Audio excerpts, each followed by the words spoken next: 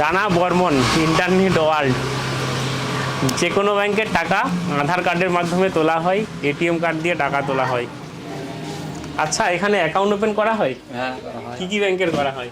এখন আমি বলতে এখন সেরকম কিছু নেই। স্পাইস মানি থেকে আমি শুধু এনএসডিএল পেমেন্ট ব্যাংক যেটা হয়, NSDL ইনস্ট্যান্ট ডেবিট কার্ড যেটা পাওয়া যায় সেটা থেকে আমি ওপেন করে দিই, যেটা 449 টাকা। এখানে দেখতে পাচ্ছি একটা পোস্টার লাগানো আছে, এখানে এনএসডিএল পেমেন্ট ব্যাংকের অ্যাকাউন্ট খোলা হয়, সঙ্গে সঙ্গে এটিএম কার্ড দেওয়া হয়।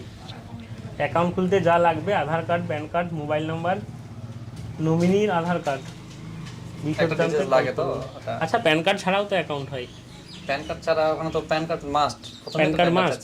হ্যাঁ, প্যান কার্ড ছাড়াও করা যায়, কিন্তু করা সেটা যায়। অ্যানুয়াল ইনকাম একটা দিতে হয়, তাতে ইনকাম ফর্ম 60 সম্ভবত আপলোড করতে দরকার নেই, সবার প্যান কার্ড আছেই। হুম। দেওয়া ভালো। শুনেছিলাম দাদা তোমার দোকানটা আগে বাড়িতেই ছিল? হ্যাঁ, বাড়িতে ছিল। বাড়িতেই কাজ করা হতো? হ্যাঁ, বাড়িতে। তাহলে দোকানটা কবে করা হয়েছে? দোকানটা মোটামুটি 21শে ডিসেম্বর 21শে ডিসেম্বর ওপেনিং, তাই তো? হ্যাঁ, বাড়িতে করতাম আগে। হ্যাঁ, কাজ। আর এই যে দোকানে মোবাইলগুলো রাখা হয়েছে, কিপ্যাড মোবাইল এখন বিক্রি হয়? হ্যাঁ, হয়।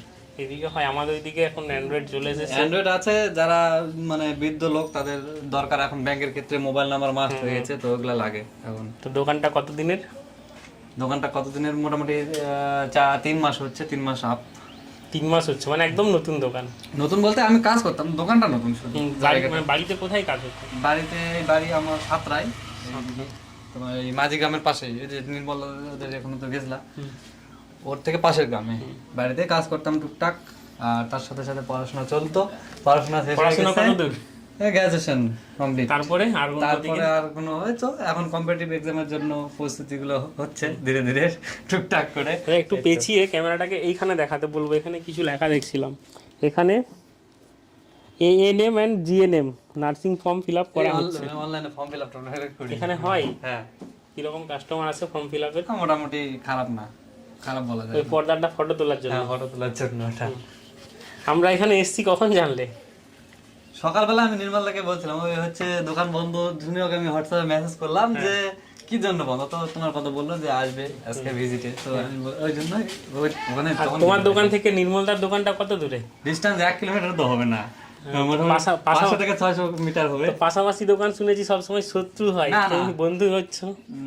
বন্ধুই বলা যায়, একদম বন্ধু মানে কোনো কোনো কারো অভিযোগ মনের নেই? মধ্যে কোনো কিছু নাই, একদম ফ্রেন্ডলি বন্ধু, ফ্রেন্ডলি সবকিছু। ও আমাকে সাপোর্ট করে, মানে এই যে তোমাদের স্পাইস ম্যানিতে যে মুখ টু ডিস্ট্রিবিউটার অপশনটা আছে, হ্যাঁ। আমার টাকা লাগলে আমি নিই ওর থেকে, ওর লাগলে আমি দিই, এরকম। তো মানে ও ক্যাশ দেয় আবার নেই, দুটোই করে হ্যাঁ, যখন যার প্রয়োজন হয়। হ্যাঁ, আমাদের দুজনের মানে ভালো হয় এটা, এক কথায়। মানে ও স্পাইস মানি ডিস্ট্রিবিউটার হয়ে অনেক উপকারী হ্যাঁ, হয়েছে, উপকার মানে কাছাকাছি হয়ে উপকার হয়েছে, কাছাকাছি। না লেনদেনটা আমাদের ভালো হয়।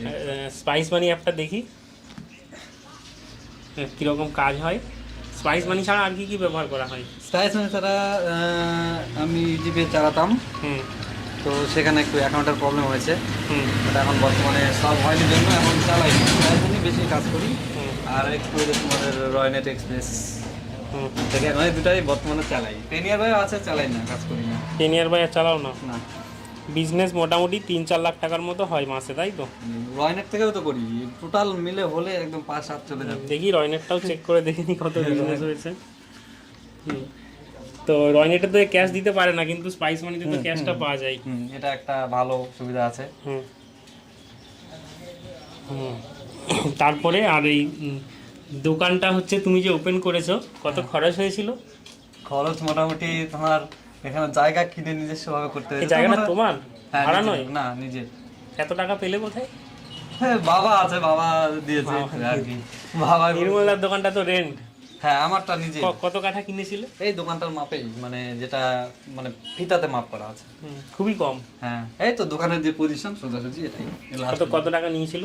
মোটামুটি এটা 2 লাখ করে নিয়েছে, শুধু প্লাস্টার অবধি, তারপরে নিজে সাজানোর ওটা নিচে শাটার আছে, রং টং স্টাইলস। মানে জায়গাটা কত টাকায় কিনেছিলে আর ঘরটা কত টাকায়? জায়গা সহ ঘর, মানে 2 ঘর লাখ তৈরি টাকা। করে বেচছে, ঠিক আছে, 2 লাখ টাকা বেচছে। তারপরে যে তোমার রং টং শাটার, তারপরে ঘরটা করতেই তো খরচ হয়ে যাবে 1 লাখ। মোটামুটি মোটামুটি সব মালপত্র যে দেখতে পাচ্ছ 5 লাখ। 5 লাখ একদম চোখ বন্ধ করে হয়ে যাবে। ঠিক আছে, এখানে অ্যাপেলের এয়ারবাড দেখতে পাচ্ছি।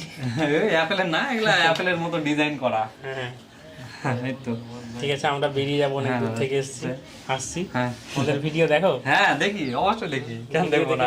এটা এটা আপলোড করো, দেখবো। এটা তাহলে কিছু একটা বলে দাও যারা দেখছে, কোনো কিছু। আমি তো বানাতাম ইউটিউবে, আমি তো বলি সবাইকে যে সবাই সাবস্ক্রাইব করে দিও দাদার চ্যানেলটা, আর দাদার সঙ্গে সবাই যুক্ত থাকবে। এই জিনিসটা আমি আমার ইউটিউব চ্যানেলে কখনো বলিনি আজ পর্যন্ত। হ্যাঁ, সাবস্ক্রাইব করতে বললে সবাই করে নেবে, তাদের কোনো কাজে আসবে না। এই টাইপের দোকানদাররা যারা আছে তারা অটোমেটিক করে। তো ঠিক বাই। আছে।